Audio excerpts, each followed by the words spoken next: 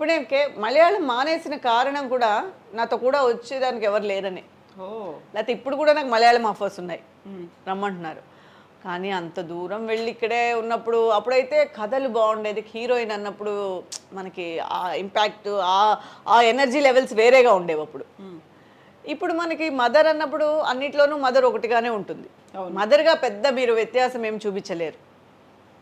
హీరోయిన్గా అయితే డిఫరెంట్ మూడ్లు వస్తారు, డిఫరెంట్ ఫ్యామిలీ ఉంటుంది, మీకు కొంచెం వేరియేషన్స్ ఉంటుంది క్యారెక్టరైజేషన్ చేయడానికి. మదర్గా ఏముంటుంది చెప్పండి. అవును. సో మ్యాక్సిమం పిల్లల్ని సపోర్ట్ చేయడమే. అవును. లేదా సఫర్ అవ్వడం, పిల్లలతో ఒకటి సఫర్ అవ్వడం లేదా పిల్లలకి సపోర్ట్ చేయడం, ఈ రెండే మదర్ రోల్స్. హీరోయిన్గా అలా కాదు. తను కష్టపడిన విధానం, తను పైకి వచ్చిన విధానం, తను ఎవరికి ఏ ఇంట్లోకి వెళ్తుందని తనకి వేరే సో మెనీ సిచ్యువేషన్స్ ఏర్పడతాయి. ట్రూ. అందుకని అప్పుడు మనకి దూరంగా వెళ్ళి మంచి కథ చేయాలని అనిపిస్తుంది. ఎంత దూరమైనా పర్వాలేదు. మదర్ అన్నప్పుడు ఎక్కడైనా ఓకే, సరే ఓకే, ఇక్కడే మనకి ఫుల్ ఆఫర్స్ ఉన్నప్పుడు అంత దూరం. పైగా ఏంటంటే మలయాళం వెళ్ళి అక్కడ మనకి ఫుడ్ చాలా కష్టం. మలయాళం ఫుడ్ నేను ఎప్పుడు 10 ఏళ్ళు ఉన్నా కూడా నా ఫుడ్ నేను చేసుకొని తిన్నా. వాళ్ళ ఫుడ్ నేను ఎప్పుడు తినలేదు. బేసిక్గా నేను వెజిటేరియన్. సో వాళ్ళు అక్కడ పొద్దున్న లేచి నాన్ వెజ్ తింటారు, టిఫిన్కే వాళ్ళు నాన్ వెజ్ తింటారు. అవును. సో అక్కడ పొద్దున్న లేవగానే పరోటా బీఫ్ అక్కడ మస్ట్గా ఉంటుంది. సో నేను అప్పుడైతే కుక్కరు, ఇల్లు, నాకు ఒక ఇల్లు ఇచ్చేవారు, నా వెనకాల మా అమ్మ వచ్చేవారు, లేకపోతే ఎవరో ఒకళ్ళు వచ్చి నాకు హోటల్ నుంచి నా ఫుడ్ అది చూసుకునేవారు. నాకు అంత ప్యాంపరింగ్ ఉండేది. సమయానికి తినమ్మా అనేదో ఫ్రూట్స్ ఇవ్వడము, జ్యూస్ ఇవ్వడము, లేకపోతే ఫుడ్ తెచ్చి ఆర్యాస్ అనేది ఉండేది వెజిటేరియన్ హోటల్, అక్కడి నుంచి. ఇవన్నీ ఇప్పుడు ప్రొడక్షన్ వాళ్ళు ఎందుకు చేస్తారు? అవును. సో ఇప్పుడు వాళ్ళని వెళ్ళి వాళ్ళనంత ఇబ్బంది పెట్టే కన్నా ఈ రోల్లో బెస్ట్ మనం ఇక్కడ చేసుకోవడమే బెటర్. ఎగ్ కూడా తినరా? ఎగ్ ఒకసారి ట్రై చేశాను కానీ నాకు పెద్ద ఇంట్రెస్ట్ అనిపించలేదు. నచ్చలేదు అంటే ఇంట్రెస్ట్గా తిందాము అనే ఆ ఫీల్ కలగలేదు. సో యూజువల్గా మీ డే షెడ్యూల్ ఎలా ఉంటుంది? ఏం తింటారు? సీరియల్ సంబంధించినంత డే షెడ్యూల్ అడగండి, వాళ్ళ కోసమే పుట్టాం మేము. డే షెడ్యూల్ ఎవరిని అడిగినా కూడా ఒకటే చెప్తారు. పొద్దున్నే లేదు, అమ్మో టైం అయిపోయిందా, గట్టిగా కూర్చొని కాఫీ తాగి 10 నిమిషాలు మాట్లాడడానికి కూడా టైం ఉండదు ఇంట్లో వాళ్ళతో. పొద్దున్న లేవగానే ఇంకా అసలు మా ఫుడ్ మేము చేసుకొని వెళ్తున్నప్పుడు అయితే ఇంకా మరీ కుకింగ్ మేమే చేసుకొని ఏదో ఒక ఫుడ్, ఎందుకంటే డైలీ ప్రొడక్షన్ ఫుడ్ ఎలా తినగలుగుతారు? తినలేరు. బాడీ ఇప్పుడు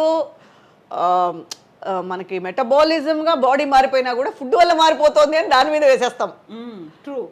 సో ఒకవేళ అక్కడ మనకు ఫుడ్ పడలేదు, ఒకప్పుడు పడిన ఫుడ్డే, ఒకప్పుడు తిన్న ఫుడ్డే ఇప్పుడు మనకు పడట్లేదు, ఎందుకంటే మన కండిషన్స్ మారిపోయాయి కాబట్టి. అందుకని పొద్దున్న లేచి పిల్లల్లాగా వంట వండుకొని క్యారియర్ కట్టుకొని పొద్దున్న 7:30కంతా ఇక్కడ బయలుదేరితే అక్కడ 8:30కంతా షార్ట్ తీయాలని వాళ్ళు ప్రెషర్గా ఫీల్ అవుతూ ఉంటే మేము గబగబా రెడీ అయ్యి ఆల్మోస్ట్ ఇంక రాత్రి అమ్మయ్య వదిలేరా అనేటట్టు వరకు వాళ్ళ ముందే కూర్చొని వాళ్ళ అంతే రొటీన్ లైఫ్ అదే. ఎప్పుడైనా అనుకుంటా ఒక 10 రోజులు వెకేషన్స్ ప్లాన్ చేయాలి, అక్కడికి వెళ్ళాలి ఇక్కడికి వెళ్ళాలి అని. ఇప్పుడు కూడా అమెరికా వెళ్దామని ప్లానింగ్లో ఉన్నాము, కానీ వదలట్లేదా? నేను అన్నా అప్పటికి ఒక 2-3 మంత్స్ టైం ఇవ్వండి, 2 మంత్స్ గ్యాప్ ఇవ్వండి, నేను వెళ్ళి వస్తానంటే అయిపోతుందమ్మా. ఇప్పటికి 1300 అయింది ఎపిసోడ్ లేదు. సో అయిపోతుందమ్మా, చూద్దాము, అయిపోగానే ప్లాన్ చేయండి. 1300 అంటే 3 ఏళ్ల నుంచి కంటిన్యూ అవుతుంది. 4 ఏళ్ళు అయిపోయింది. సో చూద్దామమ్మా, జస్ట్ ఇప్పుడైతే కొంచెం కష్టము, ఎందుకంటే కథ మీ మీదే పోతుంది. అండ్ వాళ్ళు మనం లేదా కథే లేనట్టుగా వాళ్ళు మనకు చెప్తారు. సో టోటల్గా మీ మీదే పోతుంది కదా, అందుకని ఇప్పుడు నిజం కూడా యాక్చువల్గా అది ఫ్యామిలీ సబ్జెక్ట్ అనమాట. టోటల్గా మదర్ ఉండాలి, ఇంటికి పెద్ద దిక్కు మదరే. ఇంటి మదర్ లేకపోతే ప్రతిరోజు కనిపించాల్సిందే. మెయిన్ ఇంట్లో మదర్ లేకపోతే అంతా చిన్న పిల్లలుగా ఉంటారు, అంటే ఒక ఫుల్ఫిల్నెస్ ఉండదు ఫ్యామిలీ. అందుకని సరే ఇంకా తప్పదని చెప్పి ఇది అయిన తర్వాత ప్లాన్ చేద్దామని అనుకుంటూ ఉన్నాం. So exercises, walking, gym. Walking ఏటికి ఎదురు చేసినట్టుగా చేస్తూ ఉంటాం, నెలకు చెయ్యాలి అని. చెయ్యాలనుకునే లోపు కొన్ని రోజులు మిస్ అయిపోతుంది, కానీ స్ట్రిక్ట్గా చేసేవాళ్ళు కూడా ఉన్నారండి. నేను అందులో సోంబేరి, మనం కొంచెం అంత సిన్సియర్ కాదు, కానీ సిన్సియర్గా చేసేవాళ్ళు కూడా ఉన్నారు. కొంతమంది ఆర్టిస్టులు 4ంటికి లేచిపోయి కష్టపడి, మరి అంత కష్టం చేయలేను నేను. డే అంతా అక్కడే గడిచిపోతుంది, పడుకోవాలి. అమ్మో మనకు నిద్ర ముఖ్యం అని చెప్పి 6ంటికి 5:30కి కానీ 5ంటికి కానీ తక్కువగా లేవం. లేచిన వెంటనే మనకి అయ్యో క్యారియర్ ఫుడ్ లేకపోతే కష్టం, అక్కడ ఫుడ్ చేసుకోవాలి ముందని ఫుడ్, అలా అలా అలా అలా అలా ఎక్కడ ఎస్కేప్ అయిపోతాం, ఎక్సర్సైజ్ దగ్గర ఎస్కేప్ అయిపోతాం. అంతే, అదొకటి మైనస్. మనం మనం మనమే చెప్పుకుంటాం అయ్యో అందుకని చేయలేదు, లేకపోతే నువ్వు చాలా సిన్సియర్ చేసేసి ఉంటావు. అవును, వచ్చేసరికి లేట్ నైట్ అయిపోతుంది, చాలా అస్సలు కాళ్ళు నొప్పులు, ఈ మధ్య అయితే అసలు కాళ్ళు నొప్పులు ఎక్కువ అయిపోతున్నాయి అని చెప్పేసి పడుకోవడం. నెలకి ఎక్స్క్యూజెస్ ఎక్కువ అయిపోయి చాలా మినిమల్ అయిపోతుంది. అలా ఉండకూడదు, నెక్స్ట్ నుంచి అయినా ట్రై చేస్తాను అలా ఉండకుండా ఉండడానికి. ప్రస్తుతానికైతే అలా ఎస్కేప్ అయిపోతున్నాం. ఇంకో సీరియల్లో మదర్ రోల్ రాకుండా ఉంటే ఇంకోటి ఏదైనా నేను అలాగే అనుకుంటాను. ఇది అయిపోయిన తర్వాత మనకని ఒక 15 days పెట్టుకుందాం, మనం టైం టేబుల్ కరెక్ట్గా, మన ఎక్సర్సైజ్ కరెక్ట్గా మనం చేద్దాం అనుకునేసరికి ఎవరో ఒకళ్ళు కథ చెప్తారు, బాగుంటుందని మీరే చేయాలని కదా, మనమే చేస్తే బాగుంటుంది కదా, సరే అయితే ఇది చేద్దాం అది చేద్దాం, ఎక్సర్సైజ్ చేసి అది కరెక్ట్గా చేసేద్దాం అని షాపింగ్కి వెళ్ళి 4 టీ-షర్ట్లు, 4 పైజామాలు, షూస్ అన్నీ కొని పెట్టుకోవడంతో కరెక్ట్గా ఉంటుంది. ఆ తర్వాత రేపటి నుంచి ఇంకా రేపు రావట్లేదు. న్యూ ఇయర్ రిజల్యూషన్స్ పెట్టుకున్నట్టు అన్నీ అలా ఉందన్నమాట. అన్నీ అలా కాదు, చూస్తూ ఉంటాయి నన్ను అల్మార్లోంచి అన్నీ, ఎప్పుడు వెళ్తావు, ఇంకా నువ్వు చెప్పుకుంటున్నావా అని తిడతారు చాలా మంది. ఏంటి నువ్వు అసలు మెయింటైన్ చేయట్లేదు, అందుకే చూడు నీకు మదర్ రోల్ వచ్చేసింది, నీ ఏజ్ వాళ్ళు ఇంకా నువ్వు హీరోయిన్గానే చేస్తున్నారు, నువ్వు అసలు మెయింటైన్ చేయవు అది ఇది అని.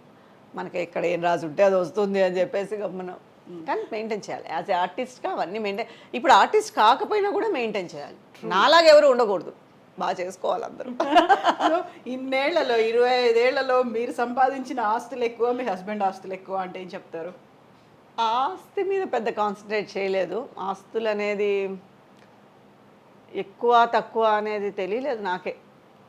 ఆస్తి అనేది అంటే బాబు చదువుకున్నాడు కదా, డాక్టర్ చేశాం కదా, కొంచెం ఆస్తులు కరిగాయి, ఆబ్వియస్గా కరుగుతాయి డాక్టర్ అంటే.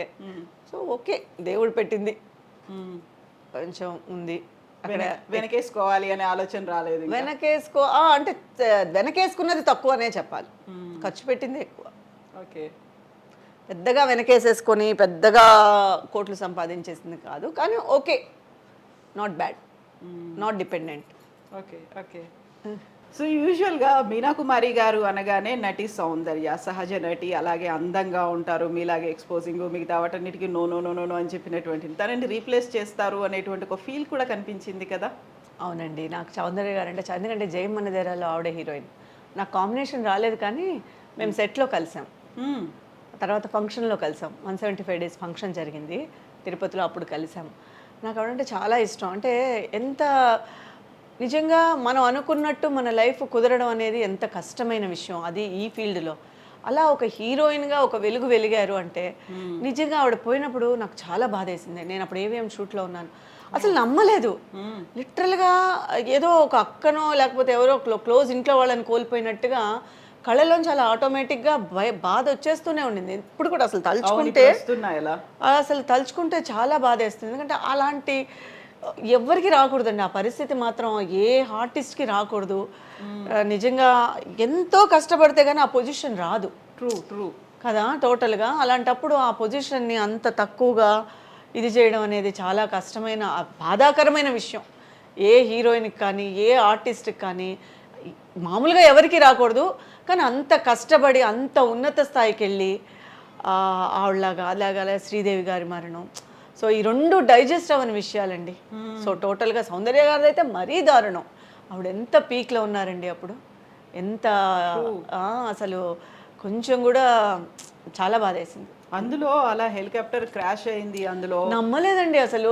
నిజం చెప్తున్నారా అబద్ధం చెప్తున్నారా అని చెప్పేసి తర్వాత నిజం అన్న తర్వాత అదే అనుకున్నా, ఒక ఆర్టిస్ట్గా అనుకున్నా, మనము ఒక ఆర్టిస్ట్ కదా, అప్పుడు ఎంత అప్పుడే పెళ్లి చేసుకొని సో ఒక లైఫ్ అనేది అప్పుడే స్టార్ట్ చేస్తున్నారు, ఎన్ని ఆశలు ఉంటాయి.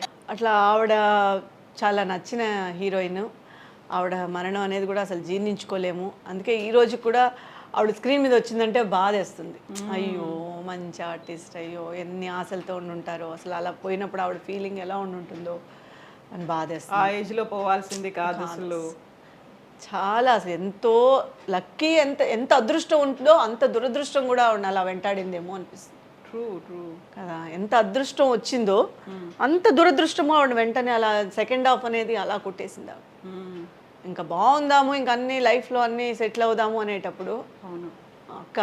అక్క చెల్లో, అక్క తమ్ముడో, అన్న చెల్లో మరి తెలియదు, ఇద్దరు ఒకేసారే కదా. చాలా కష్టమైన విషయం. అవును. సో మిమ్మల్ని కూడా అలా సౌందర్యలాగా అనుకునేవాళ్ళు కదా. అవునండి, ఫస్ట్ సావిత్రి గారితో కూడా నన్ను కంపేర్ చేసేవారు. నాకు చాలా ఆనందం వేసేది. నటన ఉందో లేదో నాకు తెలియదు కానీ ఆ రోల్స్, ఫ్యామిలీ రోల్స్ నేను చేసేటప్పుడు కూడా చాలామంది నన్ను తమిళ్లో కూడా సావిత్రి గారితో కంపేర్ చేసి, నీకు అలాంటి రోల్స్ వస్తాయి, నువ్వు అంత బాగా చేసావంటే అలా ఉంటావు, నువ్వు అలా కొంచెం ఫిజిక్ కూడా నీది అలాగే ఉంటుంది, బొద్దుగా ఉంటారు అలా అనేవారు. తర్వాత సౌందర్య గారు కూడా అలాంటి రోల్స్ చేసేటప్పుడు డెఫినెట్గా అవన్నీ ఒక ప్లస్ పాయింట్సే కదా మనకి. మంచి ఒక పాజిటివ్ వైబ్స్. సో టోటల్గా అవి చెప్పేటప్పుడు మనం ఏదో సక్సెస్ అయిపోయాము అన్న ఫీల్ కలిగిస్తూ ఉంటుంది లైఫ్కి. అండ్ మీనా కుమారి గారు ఎంత యాక్టింగ్ ఎలా చేస్తారో అంతే బాగా. ఒక్క నిమిషం, నాకు నిజంగానే ఆవిడ గురించి తలుచుకుంటే బాధ వస్తుంది. అవును. అసలు టోటల్గా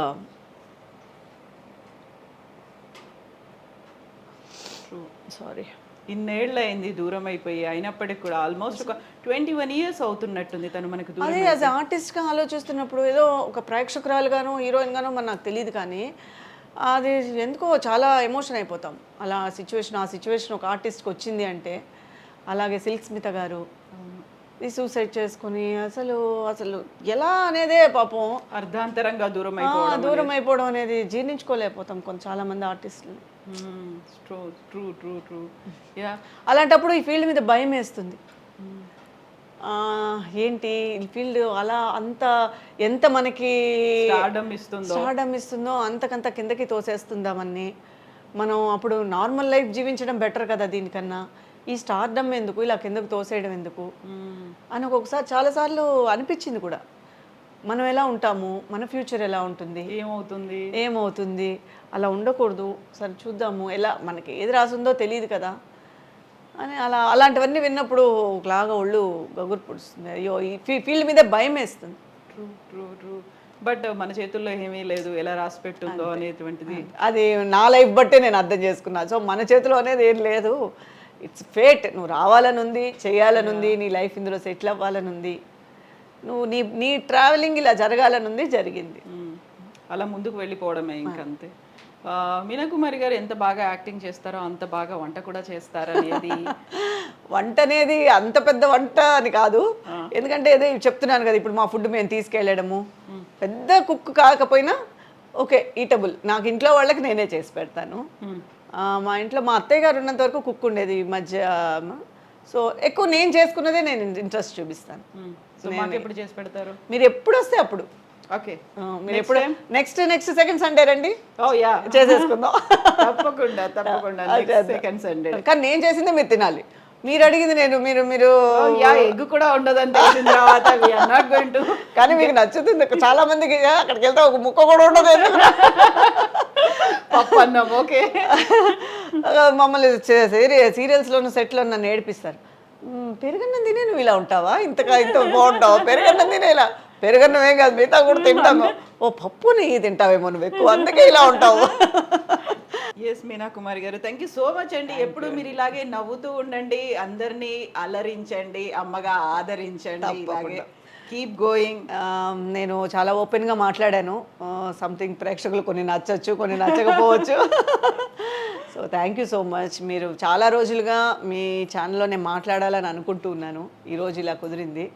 నా కోసం ఇంత దూరం వచ్చి మీరు నన్ను ఐ డ్రీమ్స్ ప్రేక్షకులకి పరిచయం చేసి నా మనసులో ఉండేదంతా చెప్పి వాళ్ళతో నేను షేర్ చేసుకున్నందుకు నాకు చాలా హ్యాపీగా ఉంది. కుదరడం కూడా మీరు ఆ గ్యాప్ ఏదైతే ఉందో ఆ గ్యాప్ లో మాకు ఇచ్చారు షెడ్యూల్ పెట్టుకోమని, లేకపోతే రోజైతే కుదరదు ఇంకా. అంటే ఎందుకంటే మీరు కరెక్ట్గా పాపం లొకేషన్కి వచ్చి కష్టపడతారేమో, వాళ్ళేమో వదలరు, ఇంత టైం దొరకదు, ఫ్లో ఉండదు. మనకి మనసులో చెప్పుకునేటప్పుడు ఒక ఫ్లో వచ్చింది అనుకోండి, మన బాధ కానీ మన సంతోషం కానీ అలా చెప్పేసుకుంటూ ఉంటాము.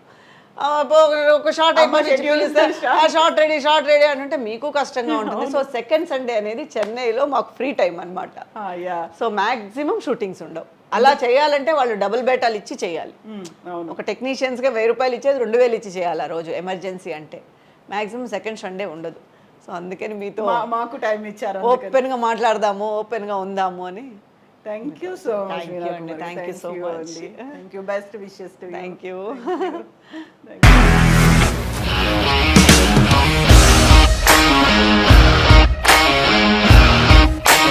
ఇండస్ట్రీలో కమిట్మెంట్ ఇష్యూస్ వస్తే నీకు కూడా వచ్చినట్టు మార్నింగ్ తీసుకెళ్ళాలంటే కొట్టి పడేస్తారు.